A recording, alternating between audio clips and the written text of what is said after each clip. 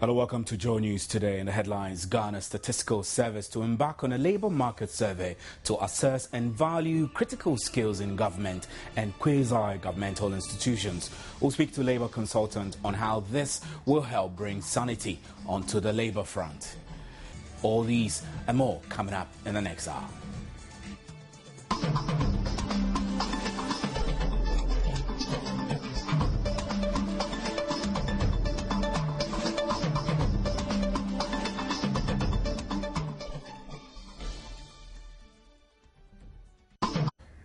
Welcome back. Now, one unique characteristics perhaps on most commercial vehicles and canoes in the country are inscriptions and symbols that are embossed on them by their owners. These inscriptions, though may seem funny, have various philosophical meanings that transcend all facets of life. Perhaps you have seen a few and wondered what they meant. Well, Justice Forson and Ya Fosuya Jemfi have been finding out. The shoreline of Jamestown in Accra is never without one form of activity or the other.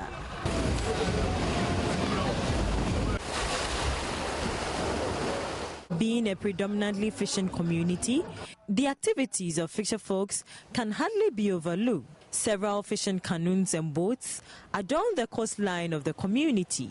Their aesthetic appeal and the various high-flying colorful flags make them a noticeable feature for any first-time visitor. The culture of these fishermen, just like any other community, is to decorate their boats and canoes with various symbols, totems, and flags. Each local boat is identified with a particular name or a set of symbols displayed predominantly on the flags or boats. Common names found on some of these boats include Eradikasa, Dromona, I Beg You God, God is Love, and Abua Onidria, amongst others. Abua Onidria, no planning. Why did you pick that? Oh, it's the God. Numo, Mugobe, Mugodika Sanigobono, Muewabu. Well, this particular boat had the inscription, My Redeemer liveth. Though it is misspelled, for the owner, the meaning still stands. But these words of wisdom, hope, belief, expression of frustration and advice to others are not just written by the fishermen. The words really mean something to them and have effects on their business.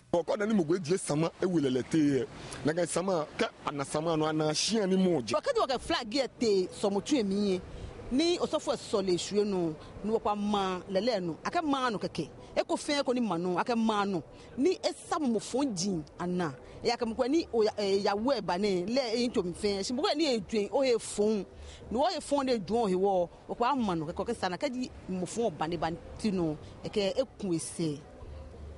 The small flags, which comes in different colors and symbols, according to some of them, represent their gods and clans in the community.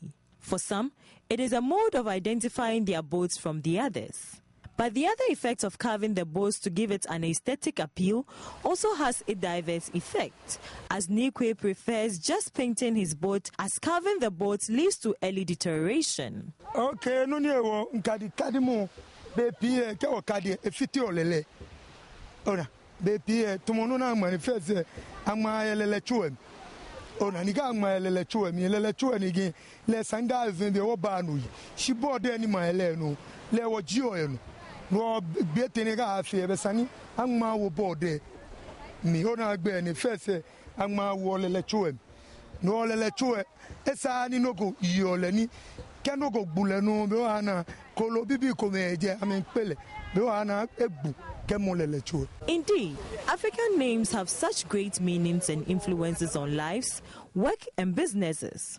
So the next time you are setting up a business or thinking of venturing into the fishing business like our folks here at Jamestown, you might want to consider carefully and thoughtfully the local name you would like your business to be associated with. The Chief Executive Officer of the Fair Wages and Salaries Commission, George Smith Graham, says the Commission by the second quarter of the year will roll out performance management systems. The system, he says, is expected to give public servants targets to accomplish within a period to ensure productivity in the sector. Government normally give targets, whether it's in the budget or whatever, to organizations. How do you ensure that the targets that have been given to the organization is not only a few people who are running with the targets and achieving the targets while others are sleeping? The whole idea of the performance management is to ensure that we give these targets, cascade them down to every single employee, so that if even the person is a sweeper in an organization, the sweeper knows that by sweeping on time and doing the work on time and doing it efficiently, he or she is making his or her little contribution towards the achievement of the overall goal of the organization. So it's very critical that we have such performance management systems in place. And when you have them in place, you ensure that you realize that everybody sits up. People begin to be conscious about the things they do, because after some time, if you don't perform, your performance is not acceptable. That is the time that government or the employer can also say bye-bye to you. On the line now by El Ankra, who is Head of Public Affairs at the Fair Wages and Salaries Commission. El, it's great to have you here. Yeah, nice to be here. Good afternoon. So, how is this labour market survey going to help the Fair Wages and Salaries Commission in its work? Good. At the moment, according to government white paper on the determination of market premium, there is supposed to be a labour survey to determine which skills are critical and short in supply. And then that will help in determining. Of course, that goes consistent with government priorities as well. But then we cannot sit at Fair Wages and Salaries and make those determinations. So it was consistent with the government white paper that we liaised with Ghana Statistical Service to conduct a survey, identify these skills. First thing to know is that they should be critical. And any skill will tell you in this country that we are all critical. But are they short in supply? And if they are short in supply, are they critical? The two must go in tandem. And that is what the Ghana Statistical Service is embarking upon at the moment. So really, I'm concerned about how this critical skill, in determining critical skills, how will that impact on the labour market itself, generally? Well, the single spine is supposed to be designed in such a way that we'll be able to attract and retain them from the private sector into the public sector. This country has in the past suffered from the situation where critical skills go into the public sector because the private sector paid more and the conditions in the private sector were better than they were in the public sector. And so what should we do as a country to ensure that we attract them back into the private sector? There was a time in our history when some critical skills in this country were going outside the country to Nigeria, to Europe, to render their competence over there. What should we do as a country, and how are we using the single spine to attract them, and not just attract them, but to retain them in the country so they serve the good people of this country? And that is what the statistical service is going to use their competence to determine. And then once they've gone through that, they also have to find out what is being paid in the private sector that we could match up with. Let's remember that market premium is not for negotiation. It's at the prerogative of the employer. And so the employer will use it as a way of attracting these skills into the public sector. Right, I will have you hold. I'm also joined on the line by Senior Ejabing, who is a labour consultant. Now, it's great to have you, sir. Good afternoon. Good afternoon. So, the critical question everybody wants to know is how crucial will this labour market survey be on Ghana's public sector? Well, it is extremely crucial for several reasons. The first one is that that a larger percentage of the agitations we had in 2013 was regarding issues of market premium, interim market premium, and so on. So in accordance with the white paper, this survey would ensure that an objective assessment is made of critical jobs and the value to be placed on them. With that information, it is easy for the Wages and Salaries Commission and the government in general, and then the labor unions to agree basically on who and who should be paid, which jobs should be paid premium, market premium. Right. Now, the second one, yeah, sure. Yes, please. I'm listening, sir. I'm listening, sir.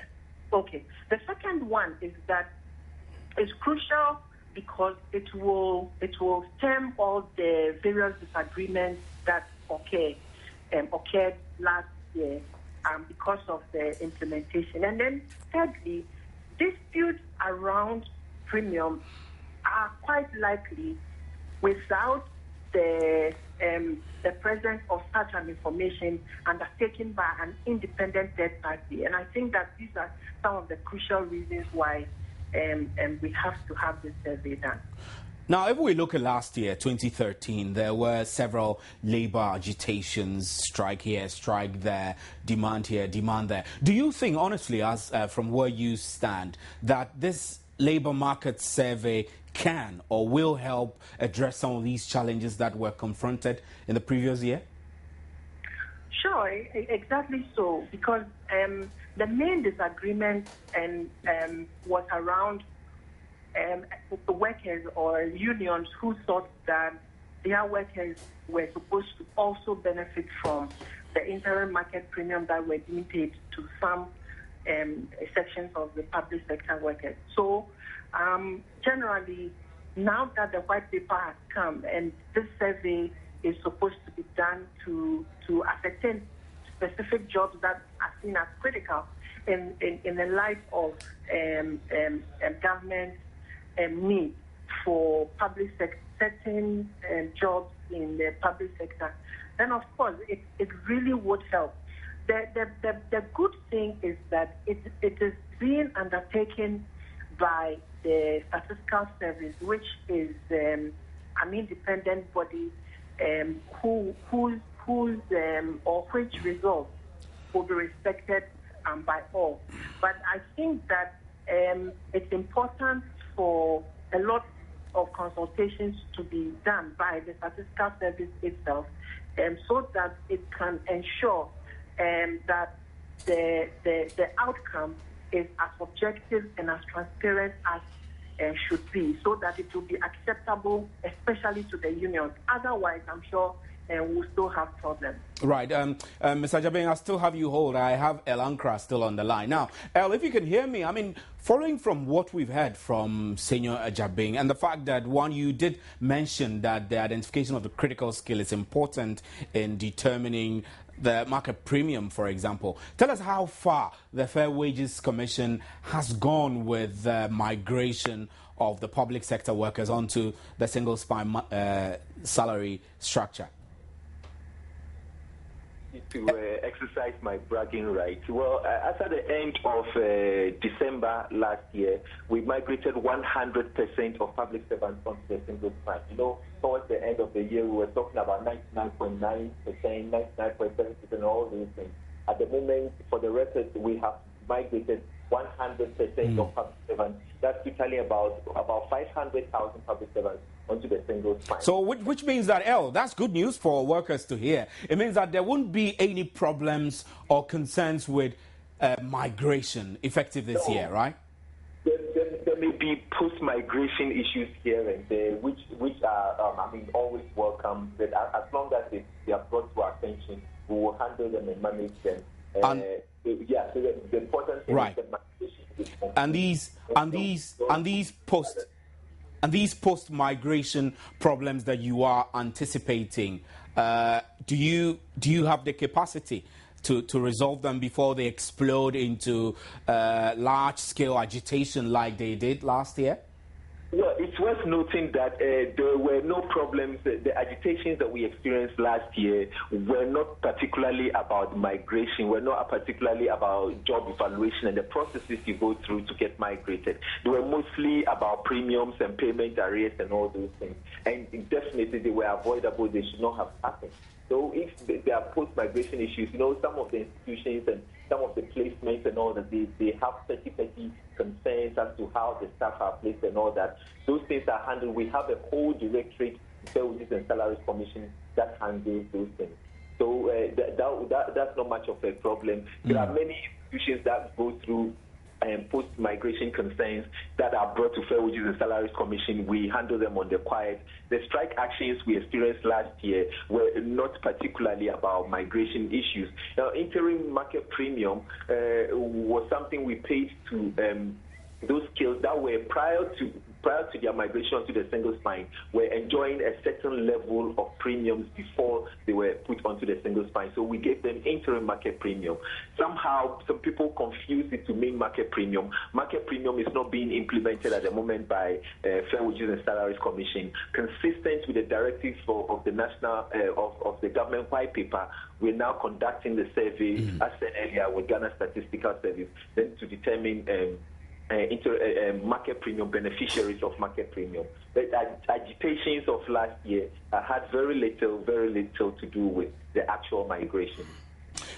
Right, I'm grateful, Elankra, for your time. And Senor Jabing, I'm also grateful that you could make time to speak to us on this issue. Thanks very much, gentlemen.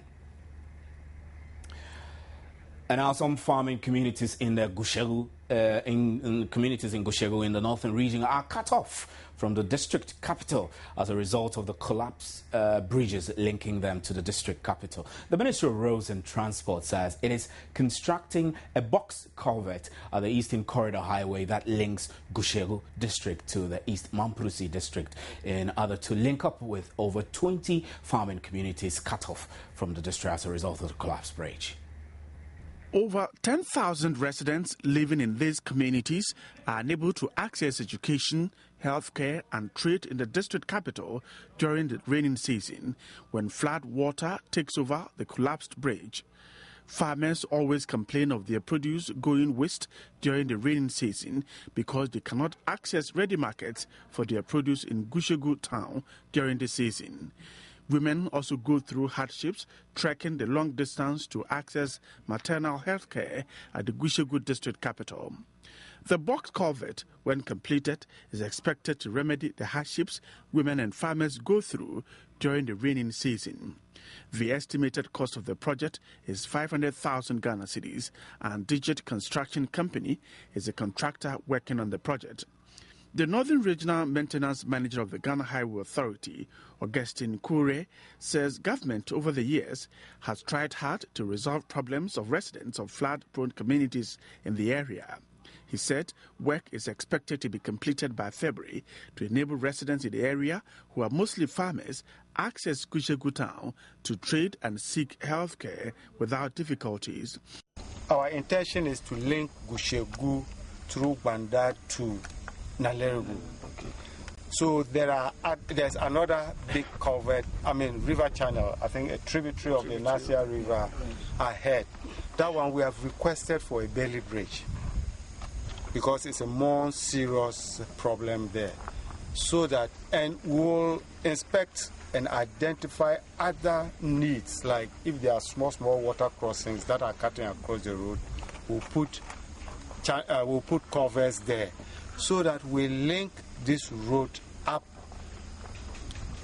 open the district capital up to its catchment area, okay, and also link it up to a neighboring district, that is Nalerugu Gambaga district. The Gushegu District Chief Executive Alhaji Al-Hassan Fuseni said the district assembly is also in the process of securing funds to make dry season farming more attractive by harvesting and storing water during the rainy season. Certainly, when you look behind, you see that they are already farming there. We have rice cultivations there, so it's going to boost our rice investment here. That is what for now I can see, and so we'll be harvesting it in that way. Buluguna Abubakari Al-Hassan, on behalf of the chiefs and people of the area, presented a cow and a ram to the maintenance engineer of the Ghana Highway Authority and the contractor. Well, let's move from Gusheho to the Upper East region, where we're told that only final year students in senior high schools there returned to school today as school reopened. Our correspondent Albert Sori is online now to give us updates. So, Albert, can you quickly tell us why? What's necessitating that only final year students must be in school when school reopened today? Well, the reason is that up to now, government has not paid feeding subventions to the senior high schools in the 3 regions of the north. Actually, we got the hint, so the hint came out somewhere last week, and a lot of predictions were being made that when school reopens today, most of the schools will not reopen because of the issue of the feeding grant. And that is what is causing the problem. As it is now, the 23 senior high schools in this region will be affected.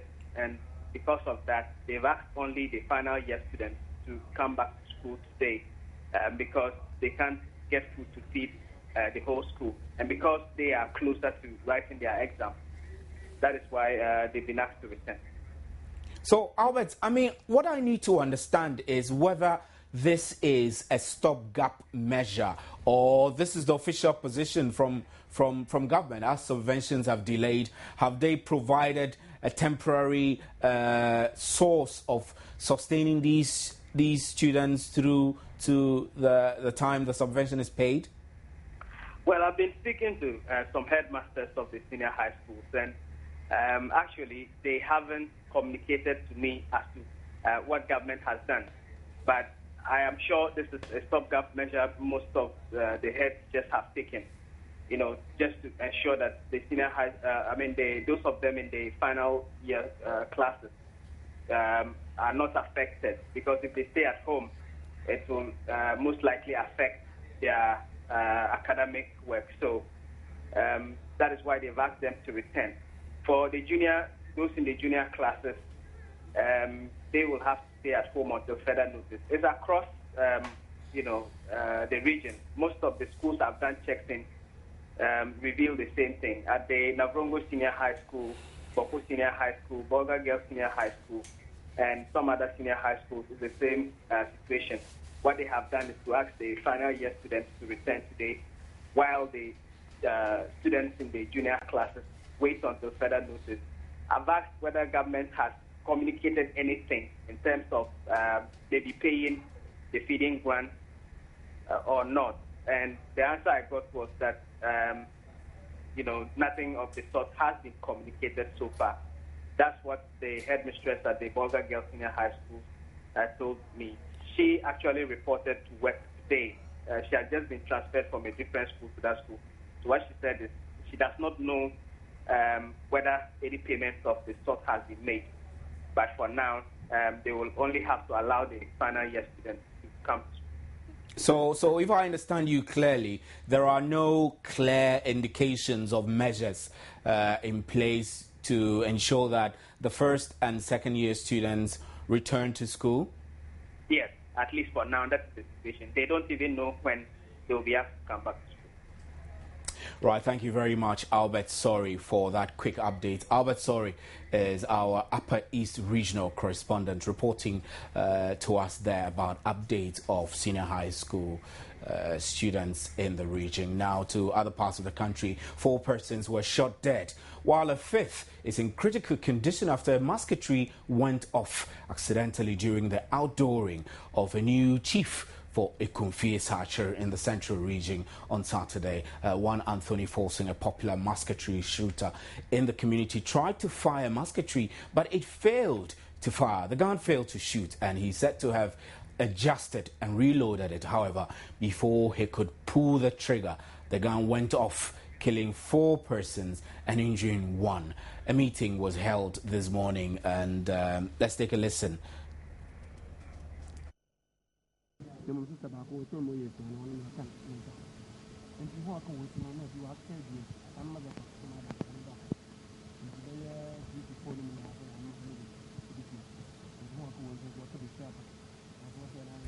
Well, we apologize for the poor sound quality. Georgina Apia, our Central Regional Correspondent, now joins us with update. Georgina, it's great to have you here. Happy New Year. Happy New Year. And I know that it's not a very good way to start the year with such an accident leading to the death of 4 people. Earlier, the reports were that there were 5, that 4 were children and 1 was a 40-year-old man. Can you give us any confirmations or contradictions to this figure, please? There are actually 4. 4 people are dead. One is, and we have one woman who is in critical condition, and I understand she is now at the Kolebu Teaching Hospital. There were 6 in number, and one woman too is free now. She has been treated and discharged. I understand hers was minor. Right. So, I mean, we've spoken to the DCE and he said quite a number of things, but from first-hand report, what would you report as being the situation on the ground as of when the incident happened and today? Hello, can you please speak up a bit? Right. I'm saying that the reports we got from the DCE might be different from what you on the ground could report. Can you tell us what the situation is on the ground there at Ekufi Efacher? Yeah, at the moment, the bereaved families, it looks as if almost all of them are Muslims, and they want their dead ones to be released to them immediately so that they can be buried. And the regional minister too has come around to see the bereaved families, and he talked to them and consoled them. But one thing he said was that in no circumstance should people use live cartridges during such installations or any chieftaincy celebration. So, I mean, in our earlier conversation with the police, we were told of the criminal nature of using live ammunition and everything. But you just reported to us that the regional minister came to pay a visit to the bereaved families. Would you know, apart from just consoling them, what else transpired? Well, for what he said, he also said he had a story like all of us, some of the public had it during, excuse me, can you? Hello? Yes, he I can. He also heard a story from the radio, and that he came to the area just to see how the family are doing and what he, being in government, can do about the situation. So have you... And he has actually asked the district assembly, the authorities there, to join hands with the bereaved families to bury their dead. Right, so apart from just burying the dead, there being discussions, and our Facebook comments come in asking that these bereaved families should be compensated. Have you got any wind whether the district assembly is considering any form of compensation for the bereaved families? At the moment, they've not spoken about any compensation. They've not spoken about any compensation yet. But once the Central Regional Minister has asked the authorities at the district assembly to join hands with them, maybe there's going to be something of the sort. But they didn't specifically mention compensation. That's compensating the bereaved family. And is there anything in particular that the family of the bereaved family have been telling you? Well, one woman was saying her child, who was 17, should have started senior high school today. Yeah, he said today. Maybe he didn't get admission during the first term, and he says he should have started his senior high school today, and this issue happened. And I understand is a 20-year-old boy who is also an SHS. He was an SHS student, and he's also part of the issue. And actually, it's just an unfortunate situation, and they are all, let me say, they are very, very worried about the situation. Right, thank you very much, Georgina Appiah. Georgina Appiah is our Central Regional Correspondent, giving us update there over the death of 4 people. We're told one is in critical condition at Kumfi factory. We'll take a break and we'll be right back. This is Joynews Today. The CHAN 2014 tournament is ongoing in South Africa, and like I said, let's catch up with some matches that were played over the weekend. In the first half, where clear chances were few and far between, Morocco's Issam Iraqi demonstrated his keen eye for goal, threatening Zimbabwe's post with 2 long-range attempts. Behind the game for most of the half, the Warriors came close to the opener twice in quick succession before the break, but woeful finishing saw the sides remain level. Having threatened to roar in the opening act, the Atlas Lions continued to probe for the opener, but came up short. To their credit, Ian Garoa's men made opportunities of their own, but had to contend with the post and the Moroccan keeper. 0-0 the final score, as the points are shared. The encounter guaranteed top spot in the group. The Cranes hit the ground running, Muleme trying his luck from a tight angle in the 9th minute, but the ball was punched to safety by Kabore. Uganda had their opening goal 6 minutes later after some miscommunication in the Stallions' defence. Great chance for the young Viper striker to give Uganda the lead. The defensive error has cost Burkina Faso. Uganda take the early lead. The first goal of Group B, scored by the Cranes. Sentamu's goal gave Uganda a 1-goal cushion going into the break, but the Stallions returned rejuvenated, Traore missing his chance to level matters in the 59th minute. The Cranes took the game further away from the 2013 Africa Cup of Nations runners-up, 18-year-old Sentamu getting his second of the match with 17 minutes left on the clock. But Burkina Faso found the back of the net from a set piece in the 88th minute, Cyril Bayala's goal setting up a tense finish at Antwerp Stadium. The Cranes held on for a 2-1 victory, which moves them to the top of Group B. Into a survey conducted by Singapore-based WealthX, Chelsea striker Samuel Eto'o is the wealthiest foreign-born player in the English Premier League with a net worth of $64 million. Eto'o's 32, who joined the Blues for a 1-year deal last August, recently bought a fleet of 4 cars worth £4 million, which included Bugatti Veyron, Aston Martin and Maybach Zenatec. Eto'o's teammate at Stamford Bridge, Fernando Torres, who hails from Spain, comes third with $42 million.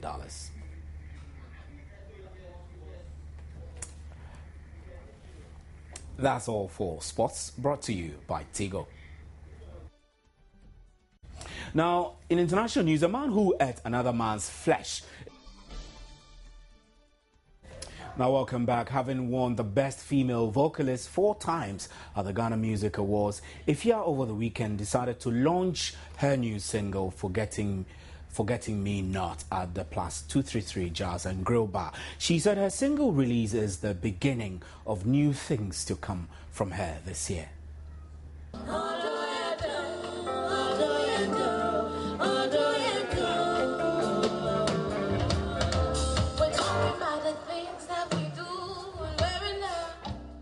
Plus 233 Jazz Bar over the weekend hosted the media, friends and family of the award-winning songstress Ifya for the launch of her new single, Forgetting Me Not.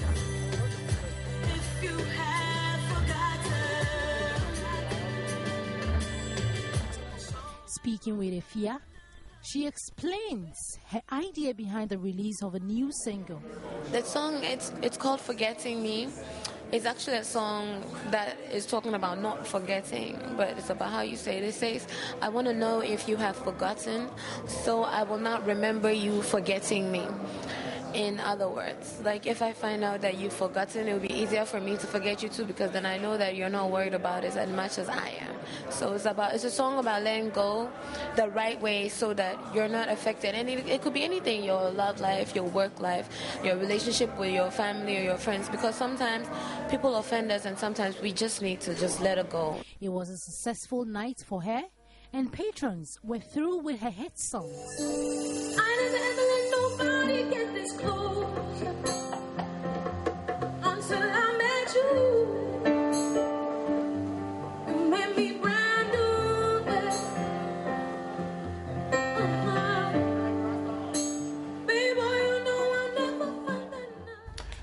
crime Kappa American Hustle has won 3 awards at the Golden Globes, including Best Film, Comedy or Musical. Its female stars Amy Adams and Jennifer Lawrence also picked up Best Actress and Supporting Actress prizes for their roles in the 1970s set movie, loosely based on a real-life FBI sting operation.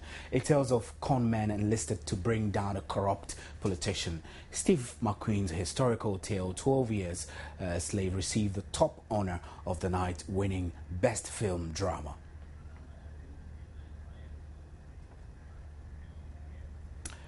And that's all we have for our Joynews Today. And Ghana Statistical Service, in our closing headline, is to embark on a labour market survey to assess and value critical skills in government and quasi-governmental institutions. And that's all for today's Joynews Today. My name is Stephen Ante. I've been sitting in for Kemini.